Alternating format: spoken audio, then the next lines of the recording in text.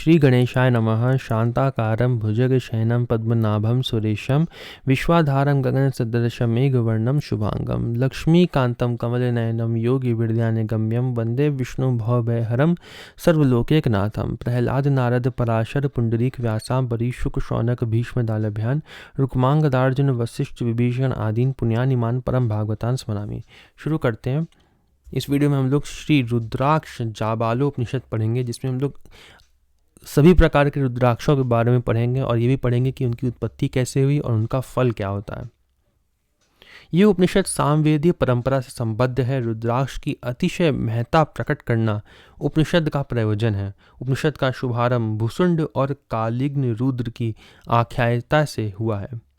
सर्वप्रथम भूसुंड जी ने रुद्राक्ष की उत्पत्ति तथा उसके धारण का प्रतिफल पूछा है, जिसका उत्तर क्रमशः कालाग्नि रुद्र भगवान ने विस्तार से प्रदान किया है। उन्होंने क्रमशः रुद्राक्ष की उत्पत्ति बताई है, रुद्राक्ष के धारण और जप का प्रतिफल, रुद्राक्ष के उत्तम मध्यम और अधम भेद, रुद्राक्ष के ब्राह्मण क्षत्रिय वैश्य और शूद्र भेद, ग्राह्य अग्राह्य, रुद्राक्ष शिखा आदि स्थानों में रुद्राक्ष का धारण करने का विधान, उन स्थानों पर रुद्राक्ष धारण करने के मंत्र, रुद्राक्ष के मुख भेद, एक मुखी से 14 मुखी तक रुद्राक्ष धारण करने वाले के लिए वर्ज्य नियम, मांसाहार आदि तथा अंत में रुद्राक्ष विद्या के जानने की फलश्रुति का वर्णन किया है। इस प्रकार कुल मिलाकर रुद्राक्ष के विषय में समग्र विवेचन इस उपनिषद में किया गया है। शुरू करते हैं। एक बार भुसुंड ने कालग्नि रुद्र से पूछा, हे भगवान, रुद्राक्ष की उत्पत्ति किस प्रकार हुई तथा उसके धारण से क्या फल प्राप्त होता है? तब उन भगवान कालाग्नि रुद्र ने कहा, जब मैं त्रिपुरासुर राक्षस को मारने के लिए आंखें बंद कर समाधिस्थ हुआ, उसी समय आंखों से जल की बूंदें पृथ्वी पर गिरी। वह बूंदें रुद्राक्ष बन गईं। सबके कल्याण की कामना से कह रहा हूँ कि जो रुद्राक्ष का नाम भी ले लेता है, उसे 10 गौओं के दान करने का फल प्राप्त होता है तथा उसका दर्शन कर लेने, उसका स्पर्श कर लेने से उसका भी 2 गुना फल प्राप्त होता है। इससे ज़्यादा क्या कहें। इसके बारे में ये श्लोक कहे गए हैं। प्रश्न: रुद्राक्ष कहाँ स्थित है? क्या नाम है? इसे मनुष्य को कैसे धारण करना चाहिए? कितने प्रकार के भेद हैं? किन किन मंत्रों से धारण करना चाहिए? ये सभी प्रश्न भुसुंड जी ने शिव जी से पूछे। उत्तर समाधि अवस्था में सहर्ष दिव्य वर्ष देव वर्ष व्यतीत हो जाने पर मैंने जिस समय नेत्र खोले, उसी समय मेरे नेत्रों से जल की बूंदें निकली और वे पृथ्वी पर गिरी। वहां पृथ्वी पर वह बूंदें महारुद्राक्ष का पेड़ बनकर भक्तों पर कृपा करने के लिए स्थावर अर्थात अचल हो गई। जो भक्त इसको धारण करता है, ये उसके दिन एवं रात में किए हुए पापों का हरण कर लेता है। इसके दर्शन से लाख गुना तथा धारण करने से कोटि गुना फल प्राप्त होता है। उसे धारण करने से मनुष्य को जप की अपेक्षा उसका 100 कोटि अरब गुना पुण्य प्राप्त होता है। इतना ही नहीं, श्रद्धा भाव पूर्वक धारण करने पर उसका भी लाख से 100 गुना एवं लाख करोड़ से 1000 गुना फल प्राप्त होता है। मनुष्य रुद्राक्ष धारण करके उन रुद्र के जप करने का पुण्य प्राप्त कर लेता है। आंवले के बराबर का रुद्राक्ष श्रेष्ठ माना गया है।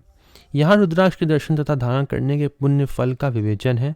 साधारणतः उसकी असाधारण क्षमता का पता नहीं चलता, परंतु साधकों एवं धारण करने वालों का अनुभव है कि रुद्राक्ष में आध्यात्मिक गुणों की अधिकता के साथ उससे हृदय संबंधी विकारों को दूर करने की अत्यधिक क्षमता है। यहाँ उसकी महिमा का अतिशयित वर्णन किया गया प्रतीत होता है। जो रुद्राक्ष बेर के बराबर हो, उसे मध्यम तथा चने के समान वाले रुद्राक्ष को विद्वानों ने अधम कहा है। अब उसकी प्रक्रिया को कहते हैं। वह मंगलकारी रुद्राक्ष ब्राह्मण, क्षत्रिय, वैश्य और शूद्र जाति के वृक्ष के रूप में उन जातियों के कल्याण के लिए भगवान शिव की आज्ञा से पृथ्वी पर उत्पन्न हुआ। श्वेत को ब्राह्मण वर्ण, रक्त को क्षत्रिय वर्ण, पीत को वैश्य वर्ण तथा काले को शूद्र वर्ण का रुद्राक्ष कहा जाता है। श्वेत रुद्राक्ष को ब्राह्मण धारण करे, लाल रुद्राक्ष को क्षत्रिय, पीत रुद्राक्ष को वैश्य तथा काले रुद्राक्ष को शूद्र को धारण करना चाहिए। मजबूत, चिकने, समान रूप से गोलाई लिए हुए, मोटे, कांटों से युक्त इस प्रकार के रुद्राक्ष को शुभ कहा जाता है। जिसमें कीड़ा लगा हुआ हो, जो टूटा फूटा हो, जो कांटों से रहित हो, जिनमें कीड़ों का खाया हुआ छेद हो तथा जो ठीक न लगता हो, ये 6 प्रकार के रुद्राक्ष त्याज्य हैं। जिसमें प्राकृतिक छेद हो उसे उत्तम रुद्राक्ष कहा गया है। माला में पिरोने के लिए जिसमें छेद किया जाता है उसे मध्यम कहा गया है। धारण करने के लिए समान रूप वाले चिकने दृढ़ मोटे रुद्राक्षों को रेशमी धागे में पिरोना चाहिए। सभी का आकार सामान्य, सौम्य और एक रूप होना चाहिए, जिसमें स्वर्ण जैसी रेखा झलकती हो। शिव भक्तों को उसी प्रकार का रुद्राक्ष धारण करना चाहिए। एक रुद्राक्ष चोटी में एवं माला में पिरोकर सिर पर 30 रुद्राक्ष धारण करें। 36 रुद्राक्ष कंठ में, 16 रुद्राक्ष दोनों भुजाओं में, 12 रुद्राक्ष मणिबंध अर्थात हाथ की कलाई में तथा 15 रुद्राक्ष कंधे पर धारण करना चाहिए। गले में 108 दानों की माला उपवीत की तरह धारण करनी चाहिए। 2, 3, 5 अथवा 7 लड़ियों की माला गले में धारण करनी चाहिए। कान की बाली, कुंडल एवं मुकुट के रूप में भी रुद्राक्षों को धारण करना चाहिए। विशेष सूत्र में पिरोए हुए माला को बाजूबंद तथा कुक्षिबंद के रूप में सोते जागते सर्वदा धारण किए रहना चाहिए। एक सहस्र रुद्राक्ष धारण करने को उत्तम, 500 मध्यम तथा 300 रुद्राक्ष को अधम कहा गया है। इसलिए इस प्रकार भेद समझकर धारण करना चाहिए। ईशाना सर्व विद्यानाम, इस मंत्र से सिर में धारण करें। तत्पुरुषाय विद्महे महादेवाय, इस मंत्र से कंठ में तथा अघोरेभ्यो, इस मंत्र से गले एवं हृदय में रुद्राक्ष का धारण करना चाहिए। विद्वानों को चाहिए कि अघोर बीज मंत्र से हाथों में रुद्राक्ष धारण करें। रुद्राक्ष के बीच वाले छेद में धागा पिरोते समय अ से श तक के 50 अक्षरों को प्रत्येक रुद्राक्ष के साथ भावनापूर्वक विन्यस्त आरोपित करें। तत्पश्चात पंच ब्रह्म मंत्र या पंचाक्षरी मंत्र ओम नमः शिवाय से रुद्राक्ष को अभिमंत्रित करें। तत्पश्चात अक्षमालिकोपनिषद के अनुसार प्राण प्रतिष्ठा करके मूल मंत्र से पिरोए तथा 7, 5 तथा 3 मालाओं की तरह धारण करें। इसके पश्चात भुसुंड ने भगवान कालिग्नि रुद्र से प्रश्न किया कि इन रुद्राक्षों के कितने भेद हैं, इनका क्या स्वरूप है तथा इनसे क्या फल मिलता है। मुखों के भेद से अरिष्ट निवारण व मनोवांछित फल प्राप्ति के बारे में बताने की कृपा करें। इसके बारे में यह श्लोक है। एक मुंह का रुद्राक्ष साक्षात परम तत्व का स्वरूप है।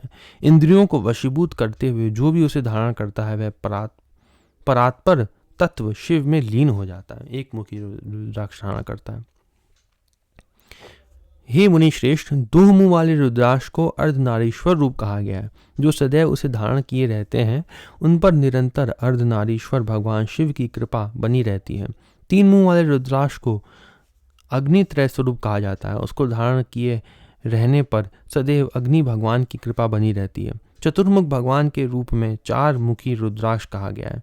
उसको धारण करने वाले पर चतुर्मुख भगवान की कृपा सदैव बनी रहती है।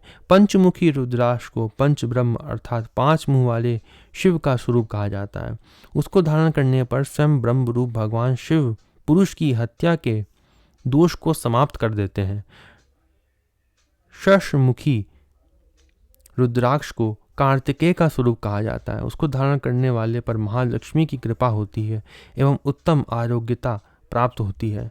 ज्ञानवान मनुष्य इसको गणेश का रूप भी मानते हैं, इसलिए बुद्धिमान मनुष्य इसे विद्या, बुद्धि एवं लक्ष्मी की वृद्धि के लिए धारण करें, ऐसा मनीषियों का मत है। सप्तमुखी रुद्राक्ष 7 लोक, सप्त मात्र शक्ति, ब्राह्मी, वैष्णवी आदि का स्वरूप होता है। इसके धारण करने मात्र से महान संपत्ति एवं अति उत्तम आरोग्य की प्राप्ति होती है। इसे पवित्रता पूर्वक धारण करने से सर्वदा महान ज्ञान एवं संपत्ति प्राप्त होती है। अष्टमुखी रुद्राक्ष को 8 माताओं का स्वरूप कहा जाता है एवं इसे अष्टवसु प्रिय भी कहा गया है। यह गंगा जी को भी प्रीतिकर है। सत्यवादी मनुष्य को इसे धारण करने पर तीनों की कृपा प्राप्त होती है। 9 मुखी रुद्राक्ष को 9 शक्तियों वाला देवता कहा जाता है। इसके धारण करने वाले को 9 शक्तियों की प्रसन्नता व कृपा प्राप्त होती है। 10 मुखी रुद्राक्ष को यम देवता का स्वरूप कहा जाता है, जिसका दर्शन ही शांति देने वाला एवं धारण करना परम शांति प्रदाता है। इसमें तनिक भी संशय नहीं। 11 मुखी रुद्राक्ष को एकादश रुद्र देवता का स्वरूप कहा जाता है। वह एकादश रुद्र देव सदैव सौभाग्य संवर्धन करने वाले होते हैं। 12 मुखी रुद्राक्ष को महाविष्णु का स्वरूप कहा जाता है। इसे 12 आदित्यों का स्वरूप भी मानते हैं। इसको धारण करने पर व्यक्ति तत्पर अर्थात महाविष्णु और 12 आदित्य परायण हो जाता है। 13 मुखी रुद्राक्ष को मनोकामनाओं एवं सिद्धियों का प्रदाता कहा गया है। इसके धारण मात्र से कामदेव की कृपा प्राप्त होती है। इसे सब प्रकार से शुभ कहा गया है। 14 मुखी रुद्राक्ष की उत्पत्ति साक्षात रुद्र भगवान के नेत्रों से हुई है। यह परम आरोग्यदायक सर्व रोगहारी है। रुद्राक्ष धारण करने वाले भक्त को लहसुन, अब ये बताया कि कौन कौन सी चीज़ें का सेवन नहीं करना चाहिए रुद्राक्ष धारण करने पर। पहले तो लिखा है लहसुन, प्याज, शिग्रू क्या है? कुकुरमुत्ता जैसा पदार्थ है। लिसौड़ा, विडवरा एक प्रकार का शाक है। ये शराब एवं मांस आदि अभक्ष्य वस्तुओं का त्याग कर देना चाहिए। इन सभी वस्तुओं का त्याग कर देना चाहिए। और आदि भी लिखा है, तो इस तरह की जो भी वस्तुएं हैं उन सब का त्याग कर देना चाहिए। अमावस्या, पौर्णमासी, अयन, उत्तरायण, दक्षिणायन के योग के समय, तुला, मेष आदि की संक्रांति के समय, जब दिन और रात बराबर हैं, जब दिन पूर्ण हो रहा हो एवं ग्रहण सूर्य चंद्र के समय रुद्राक्ष धारण किया जाए तो मनुष्य अति शीघ्र पापों से मुक्त हो जाता है। रुद्राक्ष के मूल में ब्रह्मा, नाल अर्थात छिद्र वाले भाग में विष्णु, मुख अर्थात रुद्राक्ष में पड़ी रेखाओं में शिव तथा कंटक रूप बिंदुओं में समस्त देवताओं का निवास होता है। इसके पश्चात ऋषिवर्य सनत कुमार ने भगवान कालिग्नि रुद्र से प्रश्न किया कि हे भगवान, रुद्राक्ष के धारण करने का विधान बताने की कृपा करें। उसी समय निदाग, जड़ भरत, दत्तात्रेय, कात्यायन, भरद्वाज, कपिल, वशिष्ठ, पिप्पलाद आदि ऋषिगण भगवान कालिग्नि रुद्र के चारों ओर आसन लगाकर बैठ गए। तब भगवान कालिग्नि रुद्र ने उनसे पूछा, आप लोगों का आगमन क्यों हुआ?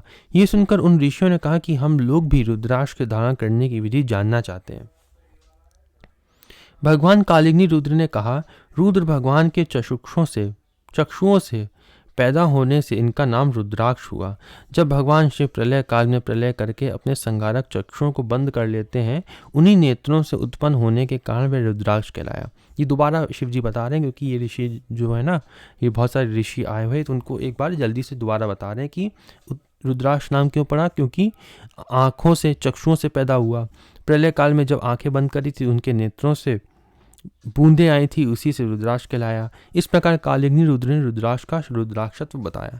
10 गौओं का दान करने से जो फल प्राप्त होता है, वही फल रुद्राक्ष नाम का उच्चारण करने से प्राप्त होता है। उसे ही भस्म ज्योति रुद्राक्ष कहते हैं। रुद्राक्ष को हाथ से स्पर्श करके धारण करने से 2 सहस्त्र गौओं के दान करने का फल प्राप्त होता है।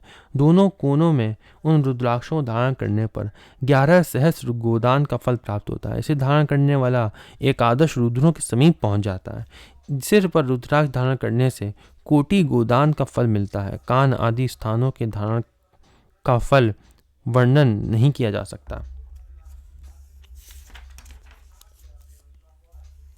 इस रुद्राक्ष जाबालोपनिषद का जो नियमित रूप से पाठ करता है, वह युवक बालक जो भी हो महान ज्ञानी होता है। वही गुरु एवं मंत्र उपदेष्टा होता है। इसी उपनिषद मंत्र से हवन पूजन करना चाहिए। राक्षसों एवं मृत्यु के विनाश के लिए गुरु के द्वारा प्राप्त करके रुद्राक्ष को गले, भुजा या चोटी में बांधना चाहिए। यदि इसकी दक्षिणा के लिए गुरु को 7 द्वीपों की पृथ्वी दे दी जाए तो भी कम है। इसलिए श्रद्धापूर्वक जो भी दे दिया जाए वही दक्षिणा है। इस उपनिषद का जो ब्राह्मण प्रातःकाल पाठ करता है, उसके रात्रि में किए हुए पाप समाप्त हो जाते हैं तथा सायंकाल पाठ करने से यह दिन में किए गए पापों को नष्ट कर देता है। जो साधक दोपहर में पाठ करता है, उसके 6 जन्मों के किए हुए पाप भी नष्ट हो जाते हैं। प्रत्येक दिन प्रातःकाल एवं सायंकाल पाठ करने से कई जन्मों के पापों से मुक्त हो जाता है एवं 6 सहस्त्र लक्ष्य गायत्री मंत्र जप से प्राप्त होने वाले फल को प्राप्त करता है तथा स्वर्ण चोरी, शराब पीने, ब्रह्म हत्या एवं गुरु पत्नी गामी आदि पापों से भी मुक्त होकर पवित्र हो जाता है। समस्त तीर्थों में जाने से होने वाला पुण्य फल भी प्राप्त कर लेता है। पतितों से संभाषण करने पर जो पुण्य क्षय होता तथा जो पाप लगता है उससे पवित्र हो जाता है तथा वह साधक सैकड़ों हजारों व्यक्तियों को पवित्र बना देता है एवं शिव जी का सायुज्य निकट निवास प्राप्त कर लेता है। पुनः उसका जन्म नहीं होता। ओम ही सत्य है, यही उपनिषद है। यहीं पे उपनिषद ये वाला समाप्त होता है। ओम नमो भगवते वासुदेवाय।